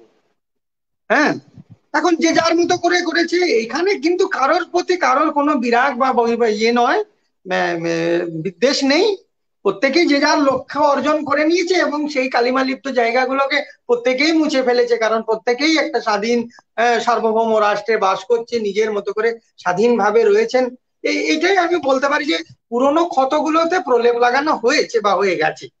হ্যাঁ, দেশের এই যে এতদিনের যে একটা কি বলবো, আহ, উম, দেশটি যে এতদিন ভাবে ধরে যে নানান ভাবে এগিয়ে এসেছে, উন্নত হয়েছে, এটাতেই মনে হয় তাদের মানে কারোর যদি কোনো প্রলেপ ক্ষত থেকে থাকে, সেটা তাতে প্রলেপ লেগে গেছে বলে আমার মনে হয়। কারণ তারা এটা মনে রাখবে না, কারণ তারা বিশাল মনের, মানে মনের দিক থেকে বা বিভিন্ন দিক থেকে তারা অনেক বড়। এই ছোটখাটো জিনিসগুলো তারা মনে রেখে চলে না। আর এটা আমাদের ইয়েও নয়, এটা আমাদের সর্বক্ষেত্রেই তাই। নানা রকমের মনোভেদ হতে পারে, মতভেদ, আমি যেটা বলেছিলাম আর কি, মতভেদ হতে পারে, পদ্ধতি আলাদা হতে পারে, কিন্তু মনোভেদ তো আলাদা নয়, তারা তো এক জায়গায় একভাবে করে চলেছে। এবার বিচ্ছিন্নতাবাদ প্রসঙ্গে যদি তোলা হয় তাহলে বলবো যে ওইটাও আরেকটা মানে বাইরের শক্তি বা বিদেশি শক্তির প্রচেষ্টা। তো সেটাকে আর এর মধ্যে জড়াবো না, দীর্ঘায়িত হবে। আমি এটাই বলবো, আমরা যারা ভারতবর্ষে রয়েছে আমরা প্রত্যেকে, কেউ ভারত মাতা বলে ভালোবাসছি, কেউ এক্স ওয়াই জেড নানান ভাবে ভালোবাসছে, ভালোবাসছে, এটাই হলো বড় কথা। অসংখ্য ধন্যবাদ স্যার। আমরা আর রাত্রি হয়ে যাওয়ার জন্য আর আমরা এই আলোচনাকে আর বিস্তার করতে চাইছি না, যদিও স্যারের এই না না, মনোজ্ঞ এই আলোচনা আলোচনার তো ছেড়ে কোনো আমাদের শেষ নেই, এই আলোচনার কোনো শেষ নেই। এই স্যারের এই মনোজ্ঞ আলোচনা ছেড়ে যেতেও ইচ্ছে করছিল না, তবুও সময় মেনে একটি এন্ড লাইন বা সমাপ্তি সূচক লাইন তৈরি করতে হবে, এবং স্যারকে আমরা আবার পাবো এই আহ্বান রাখি, এই এই প্রত্যাশা রাখি স্যারের কাছে। না, তো আমি স্যার আমি তো যেখান থেকে চাইছি শুরু যে করেছিল তোমরা আমি আরো সেই সুন্দর বড় বড় জায়গাগুলোকে, অনুষ্ঠান করো, আরো স্যার ভালো অনুষ্ঠান করো, আমি আরো যে মানুষের জায়গা কাছে, থেকে স্যার, সবার কাছে পৌঁছে যাও। এটাই আমার চাহিদা থাকবে। হ্যাঁ, এটাই আমি চাইবো। আর আমি যদি কোনোভাবে চেষ্টা কোনো করবো কাজে লাগতে পারি আমার ভালো লাগবে।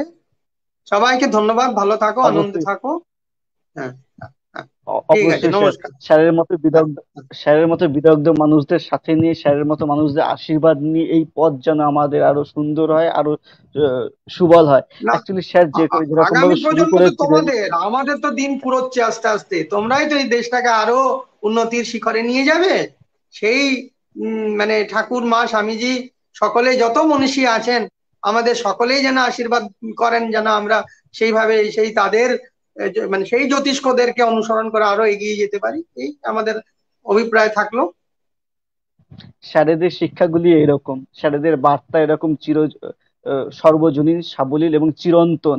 এই বার্তা দিয়েই কিন্তু আমাদের টিকিয়ে রেখেছেন। প্রথমে আমি শুরু করেছিলাম আমার কথার ভিতরে যদি যৎসামান্য ভুল ছিল, যে আমাদের স্বাধীনতাকালের পরবর্তীকাল থেকে আমাদের জাতীয়তাবাদ গঠন, কিন্তু স্যার আমার সেই ভুলকে ভাঙিয়ে দিয়ে স্যার বললেন আমাদের জাতীয়তাবাদ বা জাতি গঠনের যে ধারণা তা তো বহু পুরনো। আমাদের উপনিষদ ঘেঁটে স্যার আমাদেরকে দেখিয়েছেন বসুদেব কুটুম্বকম, বা এই সাবেকি যে চিন্তাধারা, সেই প্রত্যেকটি চিন্তাধারা আমাদের মধ্যে ছিল, শুধু তাকে সন্ধান করা, তাকে অন্বেষণ করার প্রচেষ্টার অভাব ছিল আমাদের মধ্যে। স্যার সেই চিন্তাধারা আমাদের কাছে খুব সুন্দরভাবে তুলে ধরেছেন।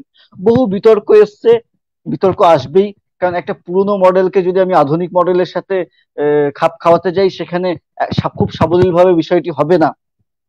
সেখানে সেই আমাদের যে আকুতি ছিল, আমাদের যে জিজ্ঞাসা ছিল, সেগুলো স্যারের কাছ থেকে শুনে নেওয়ার আমরা সুযোগ পেয়েছি। স্পষ্ট করেছি আমাদের ধ্যান ধারণা, চিন্তা, আমাদের মুক্ত মনা যে চিন্তা, তাকে আমরা এগিয়ে নিয়ে যাওয়ার রসদ জোগাড় করেছি স্যারের কাছ থেকে। স্যারের পাওয়া এই সম্পদগুলো আমরা কাজে লাগাবো। আমরাও চেষ্টা করব আরো যাতে প্রকৃত, শেষ কথা মানুষ হয়ে উঠতে হবে। ভালো শিক্ষার্থী বা ভালো নাগরিক হওয়ার চেয়েও ভালো মানুষ হয়ে ওঠার হয়তো জরুরি আছে, দরকার আছে।